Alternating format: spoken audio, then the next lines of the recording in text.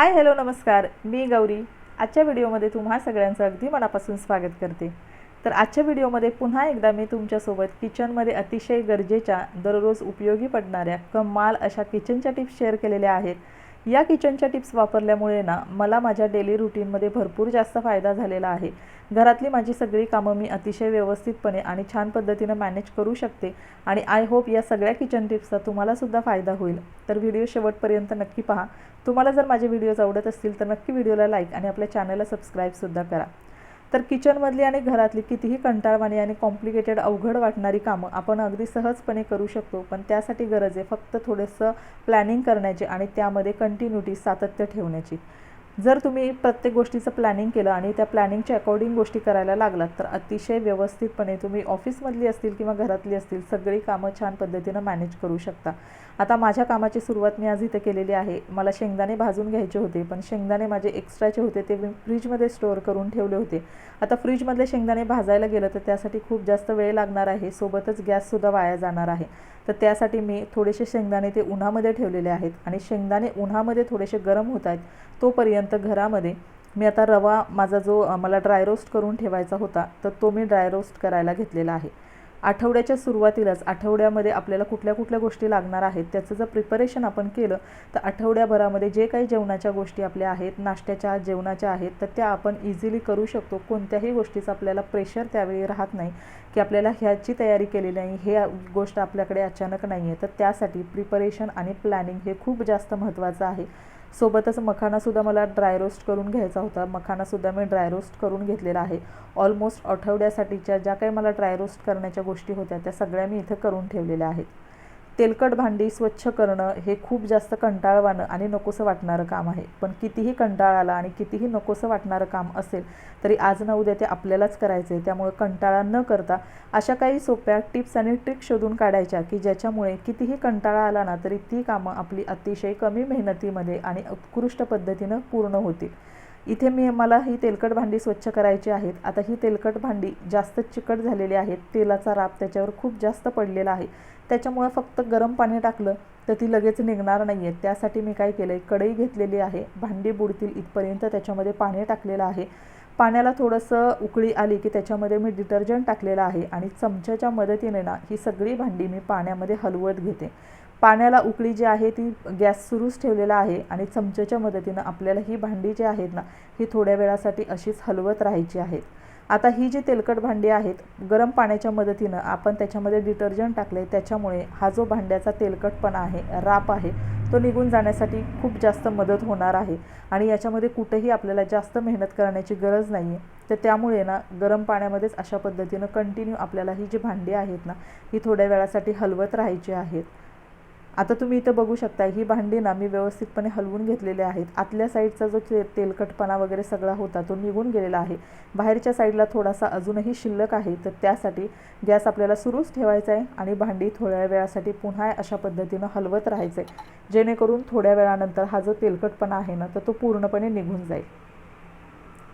तर आता इथं तुम्ही बघू शकताय थोडा वेळ मी तसाच गॅस सुरू ठेवला आहे आणि भांडी जी आहेत ना मी सतत ढवळत होते आणि इथं तुम्ही रिझल्ट बघताय. छान पद्धतीनं ह्याचा तेलकटपणा जो आहे ना तर तो निघून गेलेला आहे. भांडी आपली व्यवस्थित स्वच्छ होण्यासाठी मदत झालेली आहे.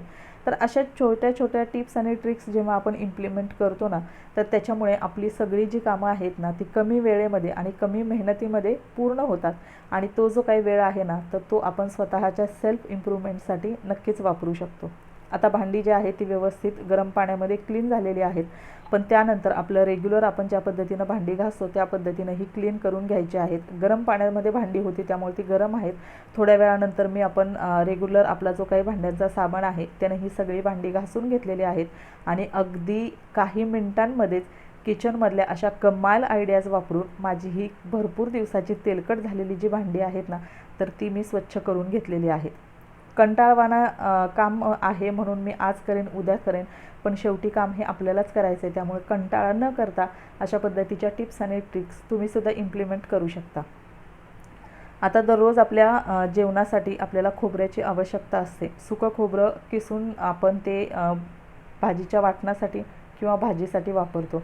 आता खोबरं किसायचं हे सुद्धा भरपूर जास्त मेहनतीचं आणि कंटाळवाणं काम आहे। आता इथं मी तुम्हाला दाखवते, छोट्या किसणीवर मी हे खोबरं किसायला घेतले। खरं तर मला ही गोष्ट अजिबातच आवडत नाही आणि याच्यामध्ये भरपूर जास्त मेहनत लागते, तर त्याच्यामुळं माझ्याकडची जी किसणी होती ना, तर ती मी अक्षरशः वापरायची बंद केलेली आहे। त्यासाठी मी काय वापरते, आता एवढा वेळ मी खोबरं किसल्यानंतर फक्त इतकंसं खोबरं तयार झालेलं आहे। तर भरपूर सारं खोबरं किसायचं असेल तर आपले भरपूर हात दुखतात, तर त्यासाठी ना खोबऱ्याचे अशा पद्धतीनं पातळ काप करून घ्यायचे। तुम्ही विळीवर करा किंवा सुरीने करा, पण काप थोडेसे पातळ करून घ्यायचे, जेणेकरून आपलं मिक्सरचं भांडं खराब नाही झालं पाहिजे। आता हे पातळ काप करून घेतलेले ते मिक्सरच्या भांड्यामध्ये टाकायचे आहेत आणि तुम्हाला जेवढं त्याचं बारीक पावडर करायचे आहे त्या प्रमाणामध्ये मिक्सरचं भांडं आपल्याला फिरवून घ्यायचं आहे। साधारणतः 1 ते 2 वेळा फिरवलं की अशा पद्धतीनं खोबरं आपलं बारीक होतं आणि तुम्ही बघू शकता काही मिनिटातच आपलं इतकं खोबरं जे होतं तर ते बारीक झालेलं आहे।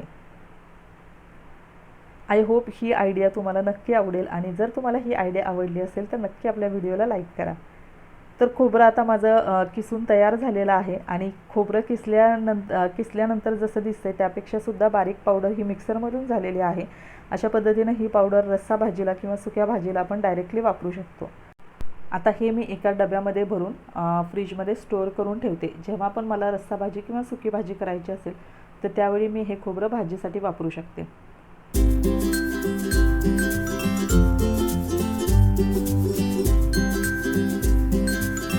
आता ही कमाल आयडिया प्रत्येक गृहिणीसाठी फार महत्त्वाची आणि फार गरजेची उपयुक्त आहे। आपल्याला घरामध्ये आणि घराबाहेर सुद्धा भरपूर सारी कामं करावी लागतात। दिवसाचे 24 तास सुद्धा कधी आपल्याला कमी पडतात आणि त्यामध्ये आपण स्वतःकडे दुर्लक्ष करतो। तर अशा पद्धतीनं महिलांच्या आरोग्यासाठी अतिशय उपयुक्त असणाऱ्या या सगळ्या तेलबिया ज्या आहेत तर त्या मी ड्राय रोस्ट करून घेतलेल्या आहेत, जेणेकरून दररोज आपल्या आहारामध्ये त्याचा समावेश करता येईल। आता ह्या थोड्याशा थंड करण्यासाठी मी एका भांड्यामध्ये काढून ठेवलेल्या आहेत। आता ह्या थोडा वेळ थंड होऊन देते आणि थंड झाल्यानंतर ना एखाद्या डब्यामध्ये तुम्ही भरून ठेवू शकता, जेणेकरून दररोज जेवणानंतर तुम्ही सकाळ संध्याकाळ किंवा जेव्हा तुमच्या लक्षात राहील तेव्हा तुम्ही 1 चमचा ह्या खाऊ शकता। त्याच्यामुळे तुमचं शरीर अतिशय निरोगी आणि अतिशय हेल्दी राहण्यासाठी मदत होणार आहे। त्याचबरोबर केसांच्या चांगल्या आरोग्यासाठी या तेलबियांचा भरपूर जास्त फायदा होतो। तर अशा पद्धतीनं ही टिप प्रत्येक महिलेसाठी खूप गरजेची आहे आणि खूप उपयुक्त आहे।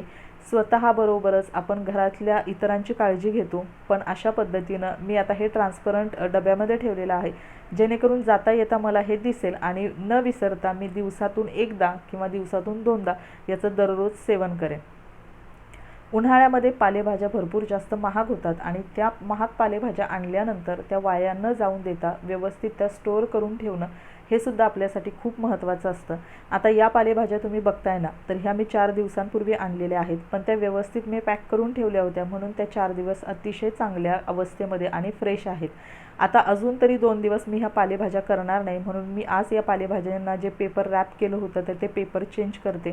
तर अशा पद्धतीनं पालक तुम्ही बघू शकताय, पालक हा लगेच खराब होऊन जातो, तर त्यासाठी मार्केटमधून जेव्हा पण आपण भाज्या आणू तशाच फ्रीजमध्ये न ठेवता त्या व्यवस्थित नीट करायच्या आणि त्यानंतर कपड्यामध्ये, कॉटनच्या किंवा सुती कपड्यामध्ये किंवा अशा पद्धतीनं पेपरमध्ये त्या फोल्ड करून व्यवस्थित फ्रीजमध्ये ठेवून द्यायच्या, जेणेकरून 10-10 दिवस 15-15 दिवस तुमच्या भाज्या व्यवस्थित फ्रेश राहणार आहे। कुठलीही भाजी तुमची खराब होणार नाही, कारण जेव्हा आपण बाहेरून भाज्या विकत आणतो तेव्हा 1-1 रुपया मोजून आपण देतो आणि त्या 1-1 रुपयासाठी आपण बरेच ठिकाणी बार्गेनिंगसुद्धा केलेली असते।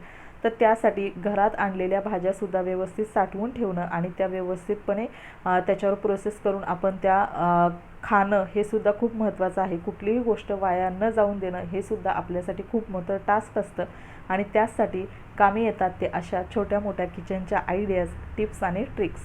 तर या भाज्यांचे पेपर मी चेंज केलेले आहेत आणि प्लास्टिकच्या पिशवीमध्ये मी आता या दोन्ही भाज्या ठेवलेल्या आहेत, जेणेकरून पुढचे 4 दिवस या भाज्या अतिशय ताज्या आणि फ्रेश राहणार आहेत। भाज्यांसोबतच ना ज्या घोसाळं असेल, त्याच्यानंतर दुधी भोपळा असेल, शेवग्याची शेंग असेल किंवा दोडका असेल, तर या भाज्यासुद्धा स्टोअर करण्यासाठी अशा पद्धतीनं थोडीशी मोठी प्लास्टिकची कॅरी बॅग घ्यायची आणि त्याच्यामध्ये सुद्धा पेपर टाकून ठेवायचा, जेणेकरून ना भाज्यांना पाणी सुटणार नाही। भाज्यांना पाणी सुटलं किंवा मॉइश्चर पकडलं की भाज्या लगेच खराब व्हायला लागतात, तर त्यासाठी अशा पद्धतीनं त्याच्यामध्ये पेपर टाकायचा आहे, जेणेकरून जे मॉइश्चर आहे ते पेपरला लागेल, आपली भाजी खराब होणार नाही आणि बहुतेक 15 दिवस ते 20 दिवसांपर्यंत भाजी आपली छान फ्रेश आणि टवटवीत राहणार आहे। आता कुठलंही आपण डीमार्टमधलं सामान किंवा किराणा मालातलं सामान जे असतं ना, तर ते आणल्यानंतर थोडं वापरण्यासाठी काढतो आणि राहिलेले पुढे आहेत ना, तर ते तसेच ठेवतो. आता माझ्याकडे हे ड्रायफ्रूट्स आहेत, तर ते संपले होते आणि दररोज ड्रायफ्रूट्स भिजत घालणं हे तर आपलं काम आहे. आता त्याच्यासाठी दररोज 5-5, 6-6 पुढे ओपन करायचे आणि त्याच्यातनं ड्रायफ्रूट्स भिजत घालायचं. त्याऐवजी कामांचा पसारा न वाढवता अगदी सोप्या पद्धतीनं कामं करण्यासाठी अशा पद्धतीनं मी स्टोरेज बॉक्स जो आहे तर तो वापरलेला आहे. आता या स्टोरेज बॉक्समध्ये ना 6 डबे आहेत, ज्याच्यामध्ये कुठलीही 6 गोष्टी तुम्ही ठेवू शकता ज्या तुम्हाला दररोज लागणार आहेत. तर या 6 गोष्टी मला दररोज लागतात, म्हणून दररोजच्या वापरासाठी जे ड्रायफ्रूट्स आहेत तर ते वेगळ्या वेगळ्या पिशव्यांमध्ये, वेगळ्या वेगळ्या भरण्यांमध्ये, कंटेनरमध्ये न ठेवता अशा एका स्टोरेज बॉक्समध्ये ठेवलेल्या आहेत, जेणेकरून मला फक्त एकच डबा उचकटावा लागेल आणि त्याच्यातून मला ज्या काही गोष्टी लागतील तर त्या मी इझिली घेऊ शकतील. तर अशा पद्धतीच्या किचन आयडियाजचा आपल्या लाईफमध्ये भरपूर जास्त फायदा होतो. आपली लाईफ खूप जास्त इझी करण्यासाठी आणि आपली कामं आहेत ती पटापट अतिशय कमी वेळेमध्ये आणि खूप चांगल्या पद्धतीने करण्यासाठी या अशा छोट्या मोठ्या गोष्टी आपल्याला नक्कीच उपयोगी पडतात. तर चला, आय होप या सगळ्या गोष्टी तुम्हालासुद्धा युजफुल ठरतील. व्हिडिओ इथेच संपवते. व्हिडिओ शेवटपर्यंत पाहिल्याबद्दल मनापासून धन्यवाद. Thank you so much. Bye bye. Take care.